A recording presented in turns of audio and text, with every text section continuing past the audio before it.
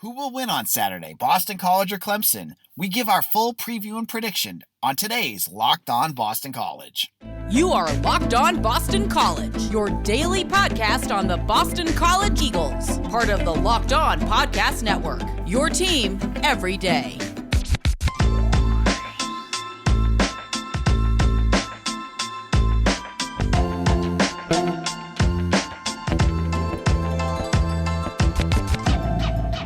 This is Locked On Boston College. AJ Black. I am the host and editor and publisher of BC Bulletin. Thank you all for making us your first listen every morning. On today's show, we're going to get into the game. We'll talk about Clemson. We're going to talk about Boston College. We'll look at who should be the favorite heading into this game, and we'll give our prediction on who will be the winner.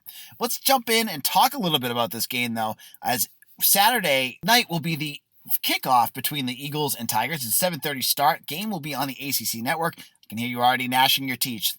It's a game. Boston College, on paper, really does look like they have their first chance to beat Clemson since 2008. 2010 is the last time BC beat Clemson. You don't get a Clemson team that is struggling like they are this year that often. And so Boston College really has to take advantage of it. I know it's a night game. I know it's Death Valley. But this is the chance that Boston College and Jeff Hafley has been waiting for years. And before we get into the prediction part of this, I'm going to give you three players I think need to have a big game against Clemson to win. My first one is going to be Isaiah Graham Mobley. Now, he's a defender that we have seen really kind of step up over the last couple of weeks. He's really had a good couple games. He almost got ejected for that Mizzou game for a targeting penalty. Luckily, he avoided that ejection. But Boston College, when they played against Clemson last year, they really struggled against some of the short and intermediate things, and DJ Uyagaleg was able to move the ball with his legs. And I think Isaiah Graham Mobley is going to have to be that difference maker in this game. I see him as a guy that's going to need to really make a lot of big hits, not be out of place, and not make big mistakes. And he's got to play a smart game. I think he's going to be a big one to watch. So Isaiah Graham Mobley is one name that we're going to have to watch for. The second one is a simple one, Dennis Grossell. Now, Dennis Grossell is not Phil Dracovic, and I was talking to Clemson, a couple different Clemson radio stations this week, Fox Sports and Kelly Gramlich of The Roar, and I was saying, he's a game manager. He's a guy that can make some plays. He's a guy that's not going to blow you away with his arm, but he's got to be smart on Saturday. That first play he threw against Mizzou, that he threw in a double or triple coverage, depending on who you talk to. He can't make that against Clemson. He's got to make smarter decisions. And do what he did in the third and fourth quarter, where he really kind of showed off what he can do, because you need a quarterback against Clemson to move the ball. You can't just rely on Pat Garwo and that offensive line. You need to be able to rely on his arm to make some plays. And I think Grossell, if they're going to win, he's going to need to do that. I'd like to see him throw, I think like 225 against Clemson would get it done, and then add like another 150 on the ground. That should do it. But Grossell, a nice smart game up there. Be the leader, be the rock on that offense. I think he's a big one to watch for. And my final name to watch for this game is Brandon Sebastian. Now, he was the hero against Mizzou, and it doesn't get much easier for him, as he's going to probably draw Justin Ross for different assignments during this game. Justin Ross, a wide receiver who's coming back from a leg injury that was pretty severe, that made him miss all of the 2020 season. He's back, but he's not doing all that great. I think he's averaging like 3 or 4 yards a catch. He's not very effective. But you do not want this to be the game that he comes out and is effective. This is a game that they just need to shut him down, because if you shut down that option, they've got Nagata, their tight end. They've got a few other options out there, but no explosive weapons other than Justin Ross.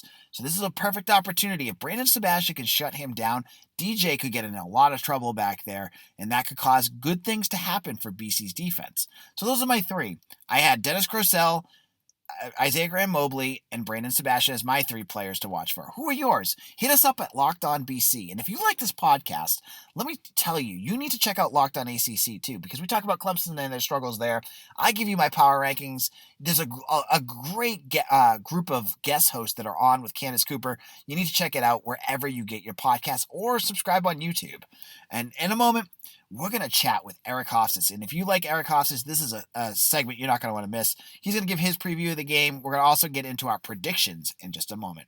But before we do that, let's chat a little bit about Built Bars. Built Bars are 100% covered in chocolate, and they are delicious.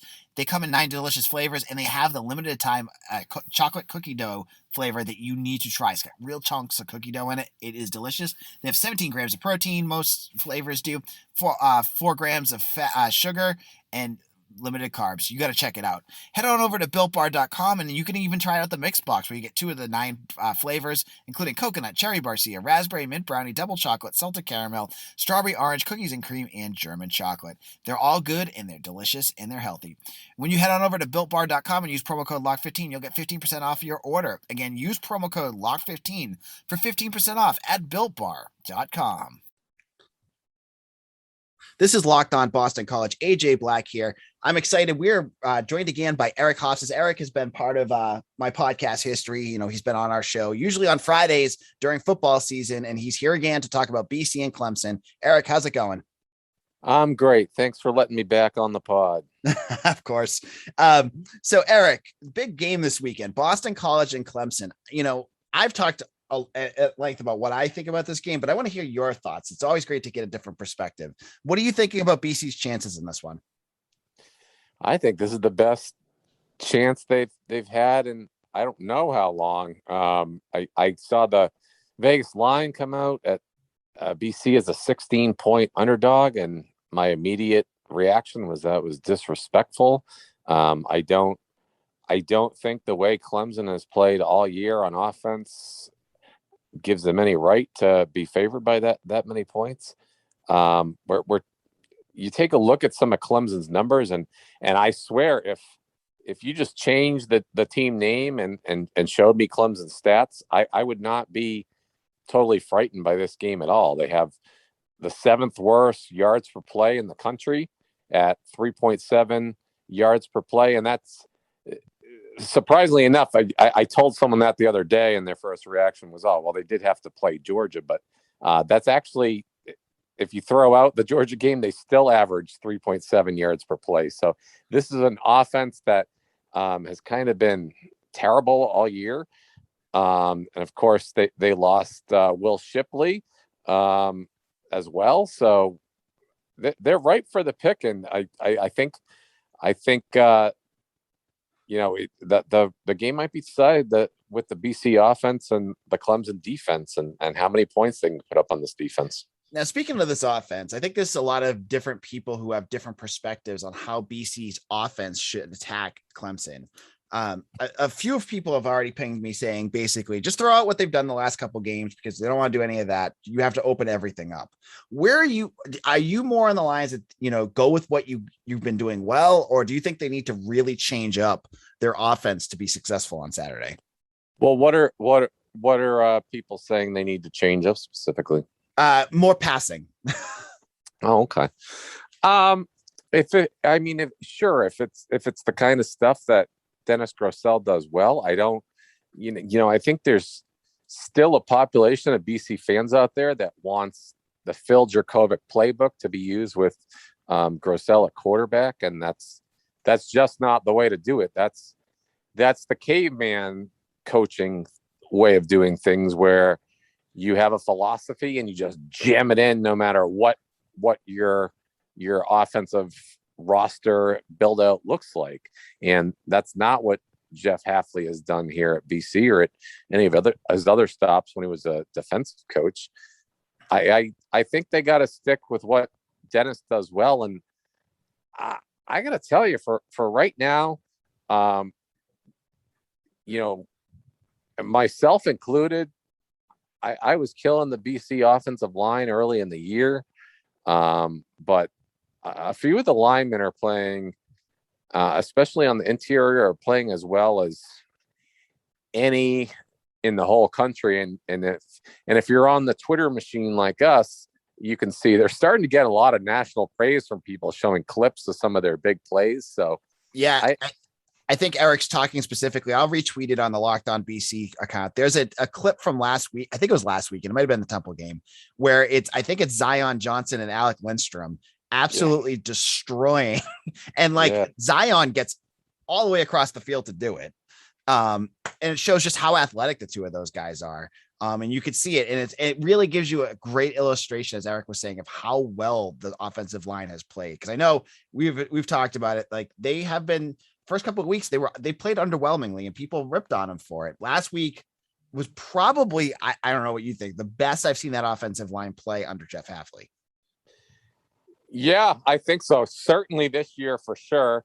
And I have to really think about last year, but I can't imagine they played much better last year, many games as well. So I agree. And maybe ride the hot hand a bit here. I personally don't think the plan here is to attack Clemson with 55 passing attempts or anything like that. I know that the pass is sexy. The throw game, I should say, is sexy. And everyone wants to see BC air it out. But I mean, the ultimate objective here is to win this game. And if BC knocks off Clemson, I think Clemson might be out of the ACC championship. It's going to be very tough for them if they can't win this game against BC. So BC has the opportunity to knock out the king here.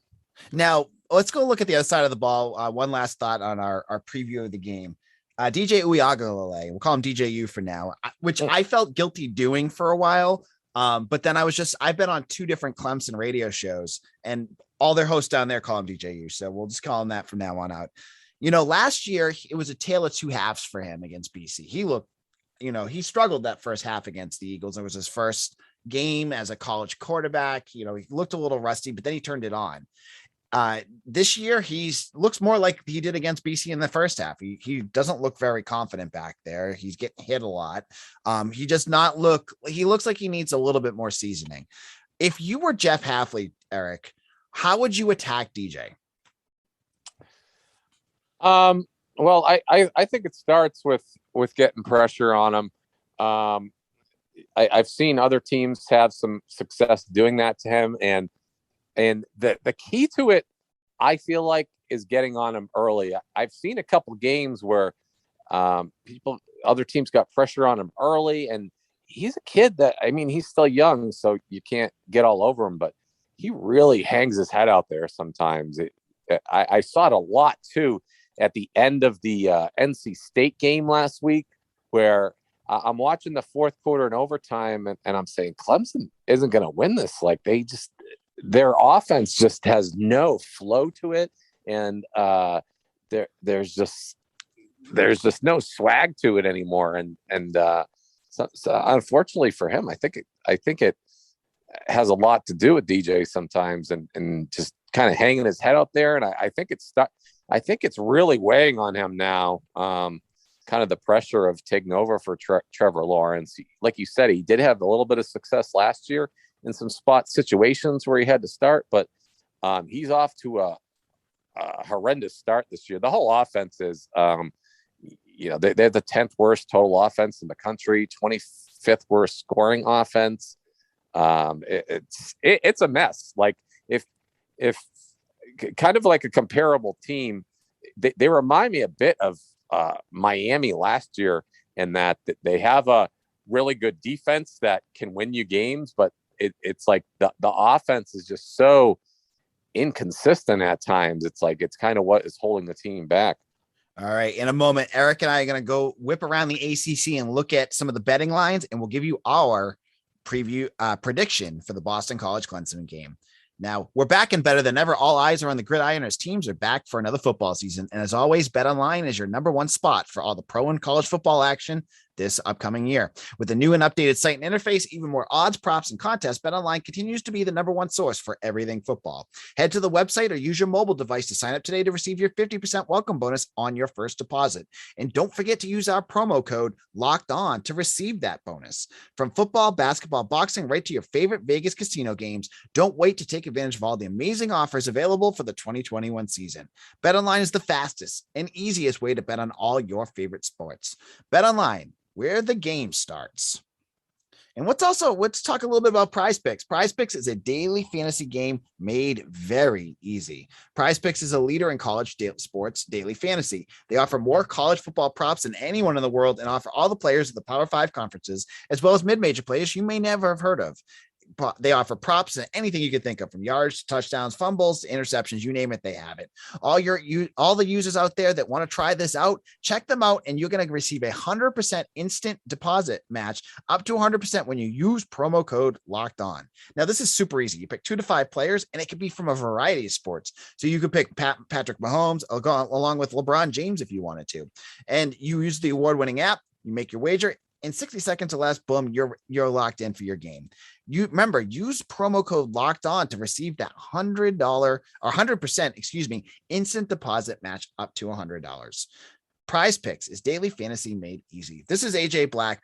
Along with Eric Haasas today, we are giving our big Clemson preview here. We're talking about the Boston College Eagles and Clemson Tigers, but we're going to put them on hold a little bit as we whip around the ACC. And I want to get Eric's thoughts about a few games because there's some really interesting ACC matchups this week.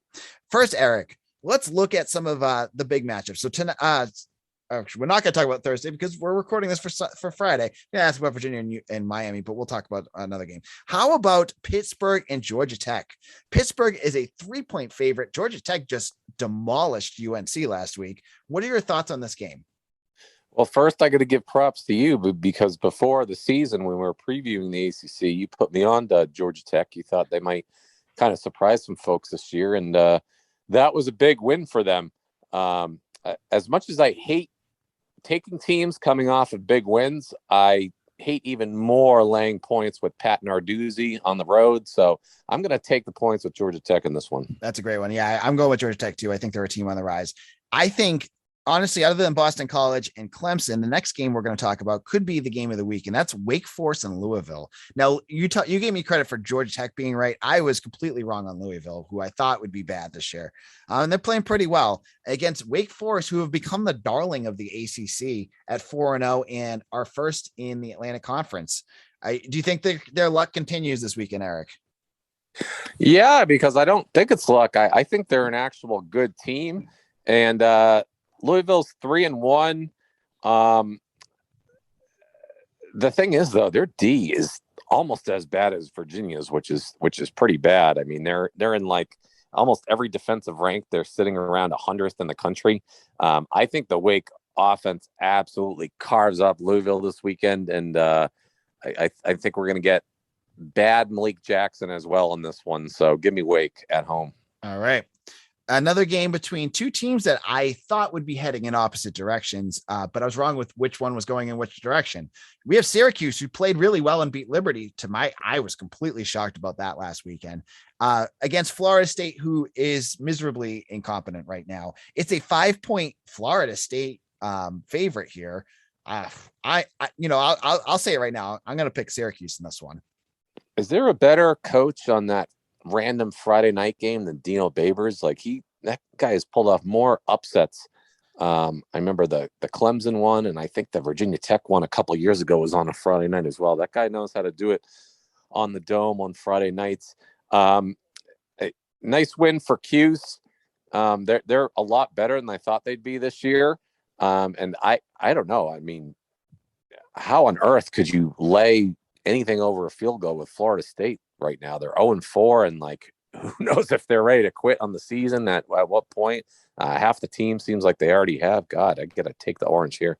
And I want to give credit when credit's due to Dino Babers, because he was one of the coaches before the season I thought would be on the hot seat, but he not only has them playing well, but he's defined them in things I never thought Syracuse would be really good at, which is a power running team. I mean, Sean, I'm totally blanking on his last name. Sean Tucker, excuse me. They're running back, and their defense is incredible. So all the credit to Dino Babers, who I thought was just a fluky systems core, with that fast offensive tempo thing going on. He's redefined their team, and they're playing pretty well. So I'm going to go Syracuse in that one. And finally, Eric, the game of the week. I was just on with Kelly Gramlich, who does, she's on the ACC network, and she has a podcast with Eric McLean. And I gave my prediction on this. Boston College and Clemson. Clemson right now is currently a 14.5-point favorite. It sounds like you're going with BC. Where are we going with this one?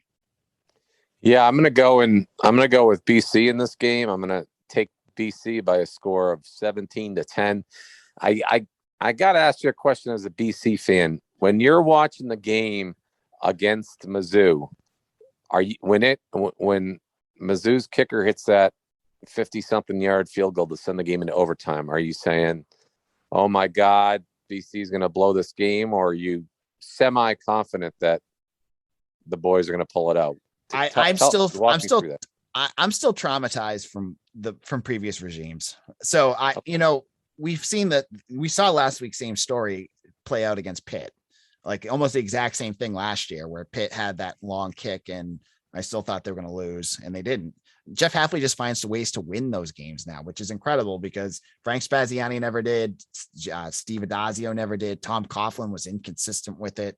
I think Hafley just has that killer instinct to him and gets his team ready to win. And so I have BC. I think the issue that Clemson's going to have against BC is up front. Losing Tyler Davis and Brian Brees is a big loss for them against an offensive line right now that's playing as good as they've ever played. I think BC is going to be able to move the ball up front. I have them winning. I just said 31-27 on their podcast, but I'm going to go with 24-17. All right. Yeah, I'm going to go 17-10 BC and like many of the reasons you said, and then, Clemson's getting their stud linebacker back, but he couldn't even suit up last weekend. I mean, is he really going to be 100% with a week off? I don't think so. So, and to your point, I mean, I think a lot of BC fans have that fear of Lucy going to kick the football and having it, Charlie Brown going to kick the football and Lucy pulling it away. I've always had that my whole life with BC, but there's something about Hafley. And I got to admit, after that kick, I still thought they were going to win. He just brings like so much confidence to these players and they just never get too down on themselves. So this guy is the real deal. And I think he already is starting to get attention nationally from college football fans. I think he's really going to get it this weekend. Yep. I agree with you, Eric. So Eric, thank you for joining us as always. Where can people find you on social media? Yeah. For all my great college football and hoops takes that you never want to miss. It's just my name, EJ, and then my last name, HOFFSES, and find me on Twitter and on all the other social media platforms. Check out my barbecue at Hoffa Barbecue. Hoffa BBQ. Thank you. Thank you for coming on, Eric. And you can find our podcast wherever you get your podcasts. We're on YouTube. You can follow me on Twitter at AJBlack_BC or Locked On BC for the podcast Twitter. Thank you all for listening. See you all on Monday where we'll be talking about the Clemson game, giving you full analysis, full recap, hopefully of a BC win, but we'll see what happens. This is AJ Black. Have a great weekend all, and we'll see you again soon.